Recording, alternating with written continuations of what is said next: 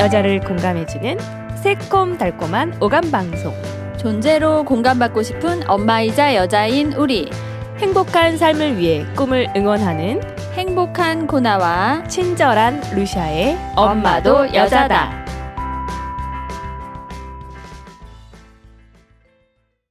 안녕하세요. 안녕하세요. 네, 안녕하십니까. 네, 저희 그 절대 영감의 김상경 소장님과 얘기를 나누고 있습니다. 네, 저번 시간에 너무 좋은 말씀 네. 해주셔서 오늘도 좀 많이 기대됩니다. 네. 너무 감동받는 얘기들이 많았는데 오늘 질문도 저희 울면 어떡하죠? 자, 손수건 준비하고 들어주시기 바랍니다. 그 앞에 편에서 예. 승무원 면접이나 네, 코칭 네, 특강 네. 하신다고 예. 하셨는데 그 코칭을 받거나 특강을 들으려면 어떻게 해야 되나요? 네. 그거 아세요?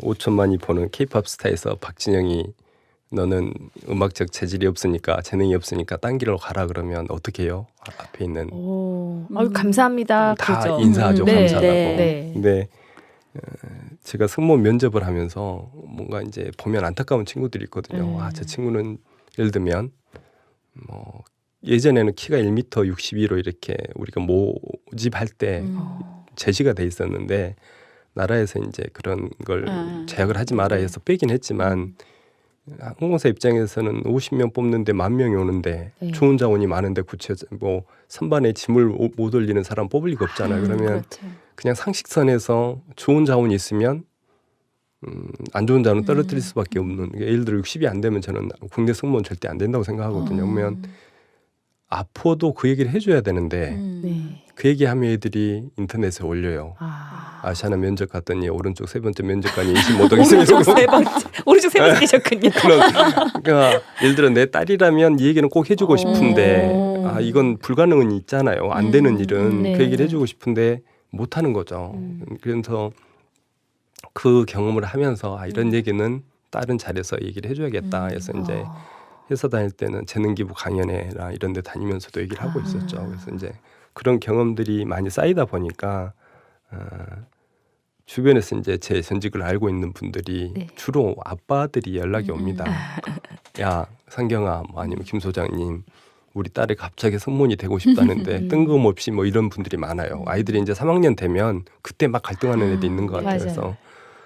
그래서 이제 얘기 좀 해달라면 제가 보편적으로 아빠나 엄마가 제 얘기를 듣고 2시간 녹음하지 않은 이상 전달할 수가 없다. 두 번째는 제가 어피어런스를 한 번은 봐야 된다. 그래서 이제 데리고 나오라고 해요. 그래서 그동안은 그렇게 이제 네. 제 개인 아는 코칭으로 분들이 지인을 통해서 네. 아니면 승무원 학과라든가 고등학교, 대학교에서 저를 2시간짜리 특강을 불러서 이렇게 강의를 뭐 지난달에도 광주여대 가서 승무원학 가서 2시간 강의를 했었는데 이제 그렇게 단체에서 불러주는 경우 아니면 아르마리로 했었는데 아까 말씀드렸듯이 이것도 제가 하나 해야 될 일이라고 생각해서 강의를 여시면 인기가 많으실 것 공개 같아요. 강연에도 생각을 하고 있고 필요하다면 제 블로그나 뭐 이런 쪽 제 메일이나 핸드폰으로 연락을 주시면 상의해서 진행을 하고 있습니다. 네, 한번 여시면 인기 강의가 될 것 같습니다. 그리고 굉장히 도움 네. 받으시고 하시는 분 많은 것 같아요. 그러니까 이제 저는 울어도 할 얘기는 해줘야 된다. 특히 꿈에 대해서는 네. 이게 그런 거죠. 대다수 면접하면서 물어보면 이런 거예요. 그러니까 제가 제일 많이 들었던 얘기 중에 하나가 면접관 앞에 와가지고 면접관님 저는 승무원이 너무 되고 싶어서 다이어트 20kg를 했습니다. 이 얘기를 하면 플러스를 줄 것 같습니까? 마이너스를 줄 것 같습니까? 제가 너무 어려운 질문인데 면접관이 아니어서 모르겠어요. 그러니까 바꿔서 얘기해보죠. 네. 면접관하고 지원자가 서 있을 때 지원자는 감성 상태가 감성적일까요? 이성적일까요? 이성적일 것 같아요. 그거는 면접관이 이성적입니다. 면접관이. 네. 근데 지원자들은 감성적이에요. 초감성적입니다. 네. 그러니까 뭔가 매달리고 싶은 그 마음은 이해하죠. 저도 제 또 딸이 있는 이만큼 아빠니까 준비했다. 너무 되고 싶고 우리나라 사람들은 꿈을 굉장히 감성적으로 대면을 해요. 꿈은 이루어진다 박수치기도 하고 그래서 면접관 앞에서 그 어려운 다이어트도 저는 해결한 엄청난 열정을 가진 접니다 하고 얘기하는데 앞에 앉아있는 면접관은 초이성적이거든요. 10,000명 안에서 우리한테 맞는 애를 어떻게 뽑을까. 내 아이가 아니기 때문에 그래서 굉장히 이성적인 네. 눈으로 보고 있는데 다이어트 20kg 딱 얘기하는 순간 너는 원래 뚱뚱한 애였구나 이 생각하는 거죠. 그러니까 자기 스스로 그러니까 면접관은 그러죠. 아, 너는 합격해서 마음이 좀 가라앉고 편해지면 또 찔할 가능성이 많구나 이 생각을 하는 거죠. 근데 그 아이들은 그걸 모르는 거죠. 뭐 이런 경우도 있어요. 우리 승무원 차장이 어렸을 때 별명이 뭐였어 그랬더니 첫 번째 있던 친구가 당나귀기였대요. 네. 저희는 면접 시간 내내 기만 쳐다봤거든요. 아, 팔랑귀인가 그러고. 근데 딱 나가는데 그 승무원 차장이 너무 안타까워했어요. 왜 쟤는 그런 얘기를 해서 별명을. 그러니까 너무 있게 팔랑귀도 어피런스에 마이너스거든요. 아. 그런 거죠. 그래서 이제 꿈이라는 게 굉장히 감성적인 단어지만 준비하고 대면하는 건 네. 굉장히 이성적으로 준비해야 된다는 얘기를 해줘야 된다는 해줄 거죠. 사람이 어른들이 필요하네요. 필요하다고 네. 생각하는 거죠. 어우, 빨리 열어주세요. 왜냐하면 그 여대생들에게는 이 항공 승무원이 한국사 승무원이 굉장히 로망이기 때문에 굉장히 그렇죠. 이 네. 강의 열심히 대박 나실 겁니다. 그리고 제가 또 블로그를 검색하다 네, 보니까 영감 일지라는 또 카테고리를 봤어요. 그곳에는 어떤 일지를 쓰고 계신지 궁금합니다. 완전히 저를 해부하시는 것 같습니다. 오늘은 왠지 면접자 자세로. 제가 면접을 받는 느낌. 예, 저는 사람이 일상에서 영감을 받는 발원지라는 제가 이런 용어를 많이 만들기도 하는데 영감의 발원지를 크게 세 가지로 생각을 합니다. 대화를 통해서 영감을 얻은 경우도 있고 독서를 통한 영감을 얻을 경우도 있고 그죠? 아니면 경험에서도 영감을 얻을 수 있다고 생각하는 거죠. 그래서 이제 누군가가 대화 중에 아니면 독서를 하다가 아니면 사람이나 사건, 사물이 연계된 경험 중에 얻은 영감들을 일지로 기록을 해보자 이런 생각을 하게 된 겁니다. 그래서 이제 그런 얘기 저는 뭐 믿음을 갖는 사람은 아니지만 구하리라 얻으리라 이런 얘기를 하잖아요. 구하려고 해야 구해진다. 그러면 맞아요. 내가 하는 경험들, 내가 하는 독서, 내가 만나는 사람에게서 영감을 얻겠다는 구체적인 내가 생각을 가지고 있다면 둔감하게 그런 거를 하는 사람보다는 얻으려고 하는 마음을 가지고 하는 사람이 훨씬 예민하게 그런 걸 얻으리라고 저는 생각하는 거죠. 그래서 영감일지에다 이제 그런 걸 정리를 하는 게 된 겁니다. 영감 받으면 그냥 그래 하고 말았는데 일지에 적어야겠어요. 뭐 강의할 때도 그런 얘기 종종 하는데 네. 콩나물 시루에 이렇게 콩을 넣어놓고 물을 주면 네. 물이 쑥쑥 지나가거든요. 맞아요. 근데 어느 날 보면 얘가 콩나물이 이렇게 돼서 성장을 하고 있잖아요. 그거는 그냥 스쳐가는 물에서 자기는 뭔가 뭐라 그러죠? 그 영양분을 네, 네. 자기한테 양분을 필요한 얻는. 양분을 계속 얻고 있기 때문에 자기가 성장한 거지 않습니까? 그러면 결국은 우리 인간도 스쳐가는 일상에서 뭔가 얻어내야 내적인 성장이 가능하다고 생각하는 거죠. 그래서 이제 뭔가 저는 사실 아시아나에서 독서 스쿨을 7주간 강의를 하고 아시아나 독서 클럽을 만들어서 운영하면서 이런 거를 이제 테스트도 해보고 했었어요. 그래서 우리나라 사람들이 보면 독서 후에 이제 토론을 시켜보면 굉장히 모호한 느낌을 얘기를 많이 해요.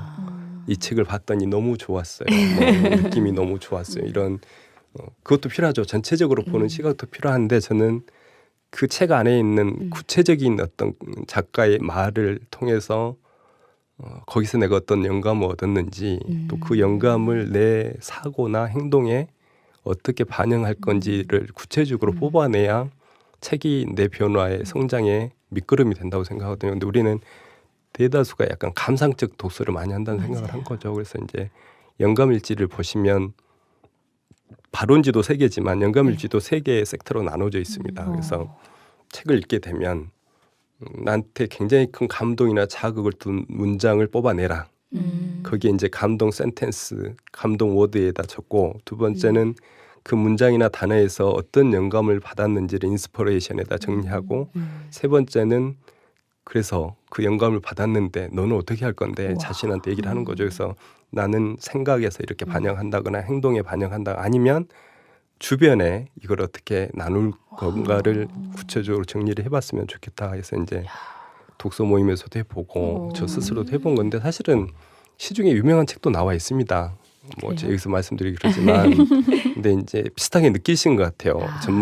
독서 전문가들 보면 그렇죠. 표현만 달리할 뿐이지 비슷한 형태로 이걸 하고 있는 것 좀 같습니다. 읽기만 하지 말고 실행하라는 거죠. 네. 실행까지 와야 네. 된다고. 그 돌아가신 신연복 교수님 네. 옥중에서 글도 쓰고 하셨잖아요. 그래서 거기 보면 그런 얘기가 나옵니다. 서삼독하라. 그러니까 책을 읽으면 세 가지를 이해를 해야 된다. 첫 번째는 작가를 이해해야 되고, 두 번째는 그 작가가 쓴 텍스트를 이해해야 되고, 세 번째는 그 작가와 텍스트를 만나고 있는 나를 이해를 해야 된다. 이런 얘기를 서삼독으로 표현을 하셨더라고요. 그래서 네. 그런 과정이 이런 영감일지가 나온 저한테 네. 영감 자극이 아니었을까 생각을 하죠. 그래서 이제 뭐 일독일행이라는 책도 있던데 네. 마포나비에서 제가 그렇게 욕을 하고 있습니다. 아. 그러니까 독서 토론에 오실 때 발표하십시오 그러면 그 자리에서 막 찾아요. 뭘 발표할 건가. 그거는 준비가 안 됐다고 저는 그쵸. 생각하는 거죠. 네. 그래서 이제 오시기 전에 이 책 안에서 진짜 강한 감동을 받은 페이지를 완전 반쪽 적기를 하고 세 군데를 하고 와라 그래요. 그래서 세 군데를 접어서 오시면 네. 다른 분이 발표해도 나한테 남는 게 또 있을 거다. 근데 접으면서 되새김하고 발표하면서 되새김하는 이 과정이 자기한테 내려앉을 확률이 훨씬 높아진다고 생각을 하는 거죠. 좋은 방법이다. 그렇죠. 요즘은 상도 줍니다. 네. 지난 모임 때도 숙제하신 분에서 저 이제 이- 지하철을 네. 가다가 책이 3번 접히면 뭐 좀 마포나비 가시는가 그런 보다. 확률이 많습니다. 그렇게 생각해야 예. 되겠어요. 어휴, 상까지 주시는 네. 멋진데요. 그동안은 감사일지 썼었는데 네. 영감일지도 한번 도전해봐야겠네요. 그 감상일지는 굉장히 영적인 네. 얘기잖아요. 삶에서 감사를 느끼면 내 행복감 지수도 올라가고 근데 영감일지는 약간 실행 쪽에 포커스가 맞춰져 있는 거죠. 네 생각 행동을 어떻게 바꿀 거냐. 세상에 내가 성공한 스토리나 실패한 스토리로 지혜를 어떻게 나눌 거냐. 이 실행적인 쪽이 강한 거죠. 그래서 감사일지는 에너지를 준다면 네. 이거는 실용적인 지혜를 준다고 생각을 합니다. 어우, 말 한마디 한마디가 진짜 영감을 주시네요. 아유, 김상경 영감님이라고 불러요. 별로 그 뭐가 좋지 않은 것 같습니다. 네. 훅 들어오네요. 아, 이 보이는 라디오였으면 굉장히 멋지신 분이라는 걸 네. 다 아실 텐데. 아니 목소리만큼 또 외모도 멋지시고 네 그러게요. 저희가 저희 엄마도 여자다 페이지에 올려드릴게요. 아, 네. 지금 마포나비 말씀해 주셨는데 네네. 요거는 언제 그다음에 몇 시에 시작하는 건지 그다음에 또 이른 시간에 해도 사람이 많이 모이고 또 거기에 주로 어떤 활동을 하시는지 궁금해요. 마포나비는 매월 2주차, 4주차 토요일 날 아침 7시부터 9시까지 아침이에요, 새벽이에요. 새벽에 나오셔야 됩니다. 새벽에. 네. 그래서 성산대교 근처에 네. 그 망원역 근처예요. 망원역 근처에 이제 작가를 키우는 회사가 있습니다. 작가 에이전시 엔터스 코리아 회사에 그 도서관처럼 돼 있는데 거기 대표님이 이걸 처음에 만드셔서 하고 있는데 이제 사실 직원들 자리도 밀었어요. 인원이 너무 많이 늘어나가지고 지금 한 70명, 뭐 60명에서 70명. 그 정도예요. 예. 굉장히 많은 분들이 본인들도 놀랍니다. 오셔가지고 아니 토요일 새벽에 왜 이렇게 많이 모이시냐고. 무슨 종교 집단처럼. 네, 약간 그런 느낌도 있습니다. 네. 그러면 저는 이렇게 대규모 독서 모임을 안 가봐가지고 네. 상상이 안 되는데 저는 네. 이렇게 몇 명 이렇게 거의 둘러앉아가지고 그렇죠. 그렇게 예, 많이 예, 하거든요. 예. 근데 어떤 방식으로 진행하는지 궁금해요. 저도 사실은 지난해 이제 그 여기 엔터스 양홍근 대표님하고 친해서 저자 초빙 특강 좀 해달라고 해서 가서 이제 처음 해본 거거든요. 전 깜짝 놀랐어요. 저도 가가지고. 그러니까 보통 독서 모임 가보면 아시아나 독서 모임 제가 만들어서 운영했는데 어제 6명 모였거든요. 기업의 교육팀장, 인사교육팀장 독서 모임 회장도 제가 지난해 했었는데 거기도 모이면 10명 안팎입니다. 그러니까 네, 이제 대부분 그래요. 우리끼리 모여서 하는 독서 모임 한 개가 그 정도 인원 같아요. 근데 마포노임을 갔더니 막 60명, 70명이 모여서 하니까 깜짝 놀랐죠. 이게 저는 저자의 힘이라는 생각을 합니다. 그러니까 이제 보통 2주, 4주차 하게 되면 2주 전에 2주 후에 할 책이 발표가 되고 현장 구매도 가능해요. 그러면 이제 거기서 사서 2주 동안 혼자 사전 독서를 하고 독서 모임에 오면 1시간 동안 조별 독서 토론을 합니다. 아, 조별로 나눠요. 조별로. 독서 인원이 토론 70명이 먼저. 토론할 수가 없으니까요. 그러게요. 그래서 조별로 나누고 그 다음에 이제 8시부터 9시까지는 저자가 와서 저자 직강을 해주는 거죠. 그러니까 우리 학교 다닐 때 용어로 보면 예습, 본습, 복습이 이야. 이 안에서 다 이루어지기 때문에 간혹은 책 안 보고 오신 분들도 저자를 통해서 읽는 효과도 있고요. 읽고 오신 그러게요. 분들은 3번 반복하는 효과도 있는 거죠. 그래서 아마도 그런 이제 분위기 때문에 사람들이 많이 오지 않나 생각을 하고 있습니다. 그것도 오늘 말씀 들어보니까 에너지의 힘 같아요. 그런 그렇죠. 그런 그러니까 이제 것들이. 제 오프닝이 어떻게 하고 있냐면 지혜와 열정과 인연의 나루터 마포나비 오신 걸 환영합니다.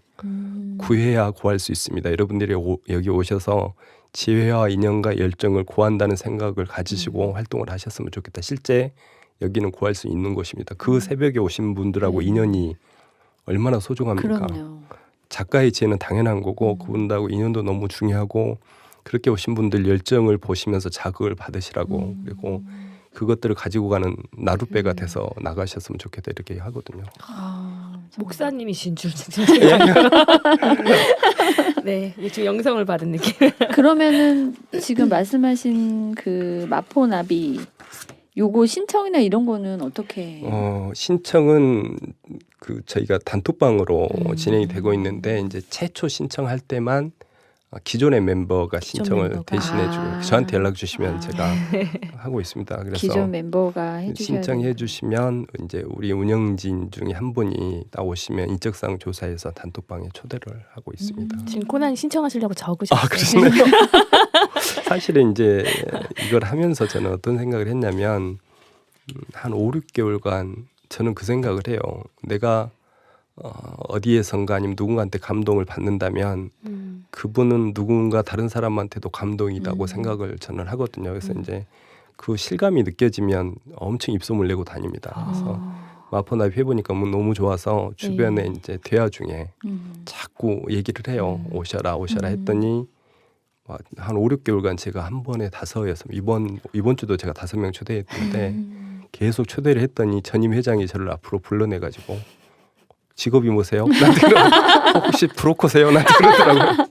실적이 제일 좋으신 분 발표하신 거네요. 그러다가 이제 전도대왕이라고 막 선물을 막 주시더라고요. 독서 전도대왕. 네, 그거 같아요. 이렇게 문화라는 게 누군가 구체적인 용어로 정의한 다음에 그걸 행동으로 보여주면 움직이지 않던 분들도 이거 해야 되는구나 하고 요즘은 다른 분들이 막 초대를 합니다.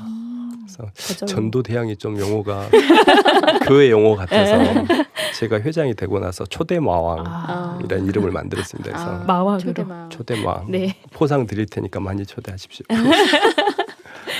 네. 토요일 7시 네. 식구들 밥도 줘야 되고. 근데 이제 그 시간이 좋은 게요. 네.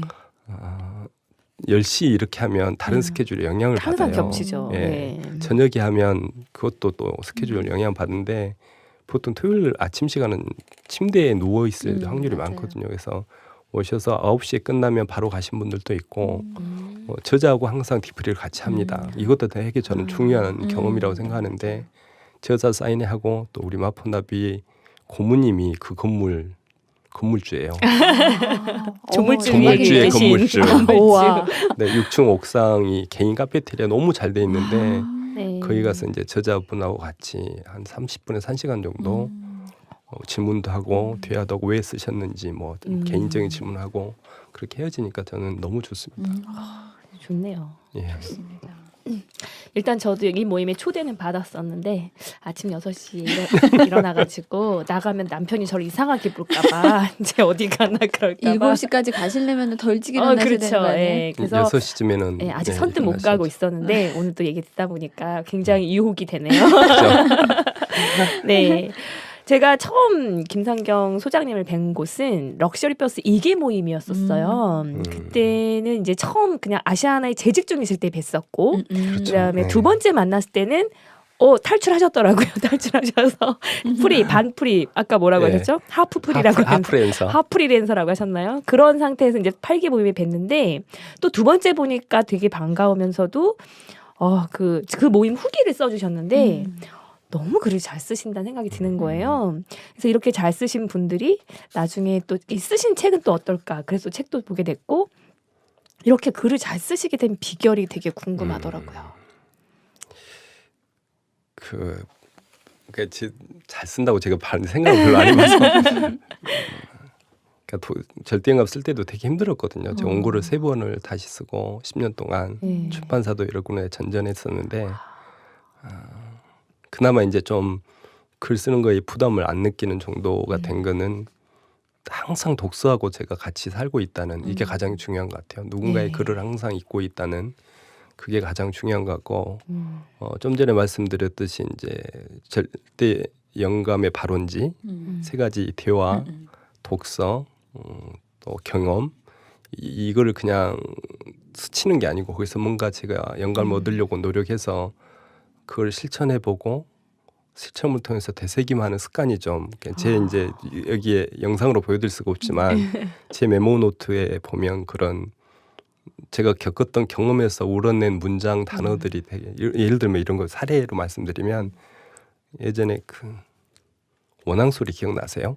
원앙소리 그 예, 영화. 예. 원앙소리를 네. 보고 이제 나오는데 그때 김포광의 CGV라는 영화 지금은 없어졌는데 롯데몰 때문에 CGV 극장에서 원앙소리를 보고 나오는데 전형적인 도시 여자인 우리 집사람이 전형적인 촌놈인 저한테 5살 어리거든요. 근데 제 얼굴을 쳐다보면서 오빠 저런 영화를 보고 어떻게 감동을 안 받아? 나한테 그래요. 그 말이 저한테 어떻게 해석이 됐냐면 인간아 넌 가슴도 없냐? 이게 두 번째 말이 확 와닿네요. 저는 그렇게 바로 해석이 됐어요. 음. 근데 이제 사실은 저는 땅끝마을 해남읍도 아니고 우수형 면도 아니고 그러니까 명량대첩지가 우수형입니다. 명량해협을 보고 제가 중학교로 다녔는데 네. 거기도 아니고 그러니까 리에 있는 마을 네. 36가구 시종마을 출신이에요. 그래서 제 어릴 적 추억 속에는 오낭소리에 있는 할아버지하고 소가 너무 많아요.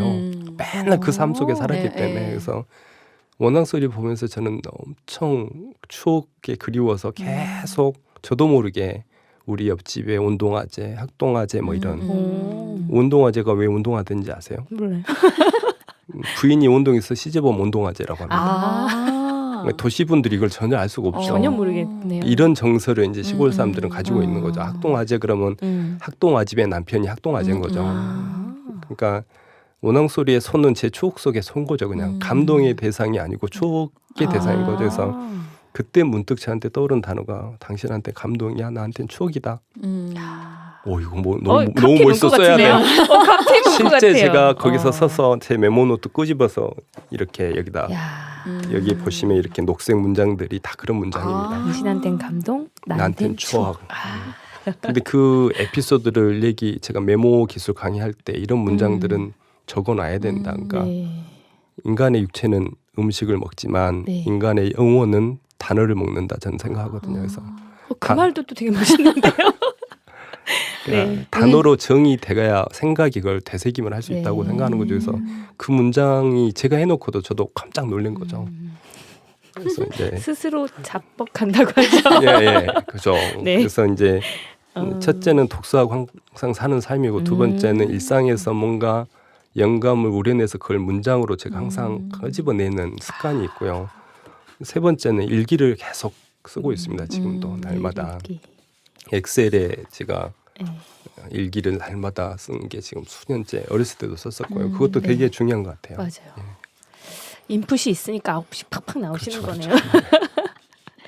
저는 가끔 문장 써놓고요. 한참 뒤에 보면 내가 이거 왜 썼지라는 거 많아요. 그럴 수도 있죠. 예. 그래서 이땐 분명히 뭘 느껴서 내가 썼는데 이게 무슨 느낌이었을까라는 게 가끔 이해 안 되는 부분이 있었는데 그래도 계속 써야겠군요. 계속 써야죠.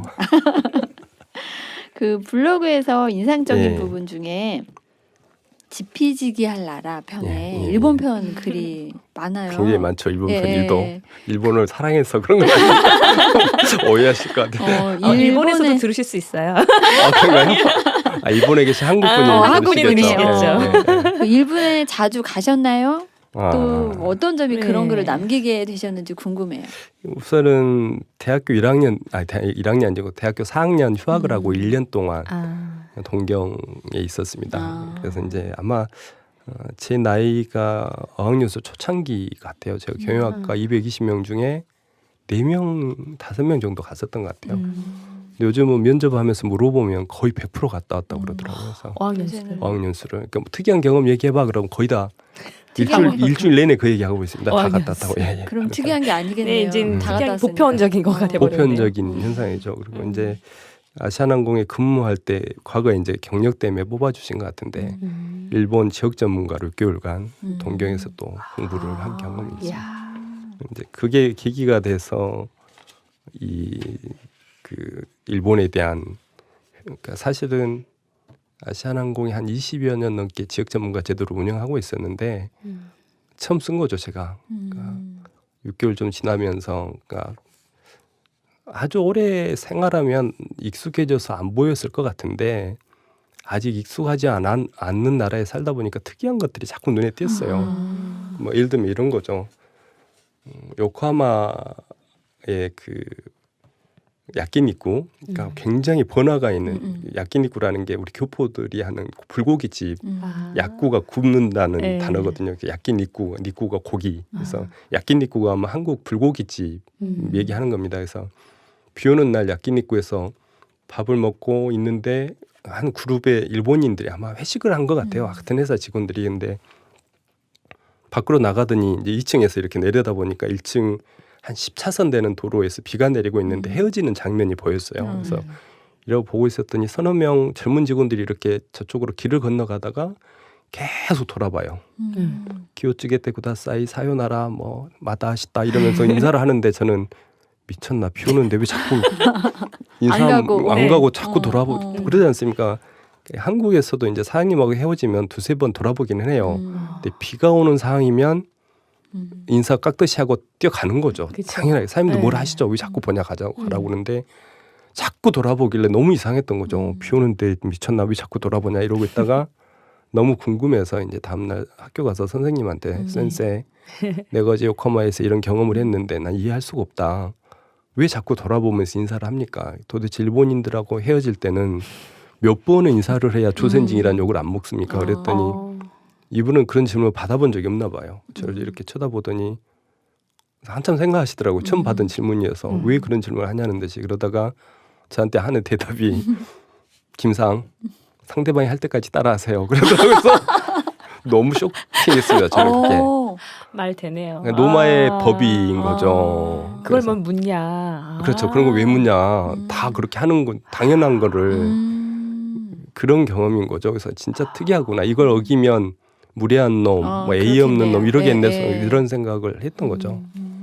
그죠. 깍듯하고 굉장히 예의 바른 걸로 치면 정말 따라가기 어려운. 그러니까 저는 SNS 상에서도 예. 댓글 문화가 있잖아요. 근데 그렇죠. 보면 전 적어도 딱 한 번에 댓글 다는 것까지는 제가 예의라고 생각을 하는데 보면 대댓글을 막 달 때가 있어요. 그럼 어디까지 그렇죠. 달아야 될까 이럴 때가 있거든요. 비슷한 케이스죠. 근데 예. 진짜 제가 존경했던 분 중에 한 분이 여기 한번 나오셨던 사브리나님이라고 하수희 강사님이 아, 예. 항상 댓글을 달면 거기에 할 말이 없어도 이모티콘이라도 한 번 더 다르세요. 꼭 한 번 더 내가 그 글을 읽었다는 확인처럼. 저도 그렇게 해주시는 걸 보면서 맞아. 굉장히 정성스럽고, 그러니까 오프라인 상이 아니어도 온라인 상에 이 정도의 예, 예의를 예. 갖추신다면, 그리고 나보다 나이가 많은 사람이 아니고 어린 사람한테도 이렇게 음. 할 수 있는 분이 그래서 되게 강사로 성공하시나 보다 그런 느낌을 받았는데 여기에 또 이런 경우가 또 있네요. 네. 그러니까 일본어 학교에서도요. 그 어느 수업 시간에 일본의 그 엽서 학학기라고 하는데 학학기에 있는 문장을 공부하는 시간이었어요. 네. 봤더니 예를 들면 이런 겁니다. 일본에서는 지금은 좀 그런 문화가 여기도 없어져 가는 것 같은데 일본에서는 직장인이 이사를 가게 되면 네. 자기가 이사한 장소를 주소를 네. 엽서에다 써서 동료들한테 준대요. 예를 들어 제가 신주쿠에서 시부야로 이사를 가게 되었습니다. 시부야를 지나가는 분들은 그냥 가지 마시고 꼭 집에 들렸다 가세요. 그렇게 됐대요. 그래서 너무 좋지 않습니까? 그러니까 그 이방인 입장에서는 그 나라 사람들의 가정 생활이 너무 보고 싶어요. 그쵸? 궁금하고. 네. 근데 일본어도 잘 못하니까 사람도 친한 사람이 없는데 이게 웬 기회냐 생각하죠. 그랬더니 선생님이 이제 하시는 말씀이 엽서에는 이렇게 적혀 있지만 그렇다고 그 집을 찾아가면 진짜 무리한 짓이 되니까 가지 말라고. 그죠? 와 어려운 문화네요. 이거는 그 써져 있는 텍스트 속에 숨어 있는 뜻까지 이해해야 예, 되는 뭐 거예요. 그 그 일본인의 문화. 뭐 우라네 어쩐 얘기하는 게 그런 것 같아요. 그래서 네. 이제 제가 선생님한테 항의를 했죠. 오는 게 싫으면 쓰지 말아야지. 왜 오라 해놓고 오는 사람은 이상하다고 보니까 이상한 거다. 위선이 아니냐 그랬더니 그건 일본의 문화가 그렇다. 인사로 하는 거지. 그걸 진짜 오라는 얘기 아니다. 그래서 예의상 립 서비스로 하는 거 눈치로 알아채야 되겠네요. 그러니까 이제 거기에서 일본인들은 제가 그 칼럼으로 책도 내려고 하고 있는데 네. 이방인의 촉수라는 건 그거죠. 내가 진짜 익숙하게 되면 보이지 않는데 이방인의 촉수는 굉장히 예민하더라. 네. 그때 보이는 것들을 이제 공유를 하게 되면 네. 처음에 일본 오는 사람 아니면 일본에 나중에 가고 싶어하는 사람들이 가서 실수하지 않는 지혜가 되지 않을까 이런 생각으로 쓰게 된 거죠. 그렇죠. 예. 부딪히면서 겪는 건데 이미 네. 한번 겪은 사람. 저희 딸이 일본을 되게 좋아해서 일본 여행을 자주 가거든요. 예. 알려줘야겠어요. 읽고 한번 읽어보시면 네. 좋으리라고 생각합니다. 네. 사실은 거기에 있는 뭐 그 일본 지사장님이 교포인데요. 네. 와세다 나온 한국말을 조금 잘 못하세요. 근데 네. 제 걸 보셨나 봐요. 음. 어느 날 이제 지역 전문가면 일주일에 한 번은 저 무고합니다 하고 인사로 가야 되거든요. 갔더니 평소에 가면 그렇게 뭐 반기고 개인적인 대화하는 분이 아니죠. 높은 분이니까. 네. 근데 김상 이리 들어와 저한테 그러더라고요. 난뭐 잘못했나 그러는데 이제 하시는 말씀이 한국인이 일본인을 이렇게 생각한다는 게 자기한테 너무 처음 듣는 얘기다.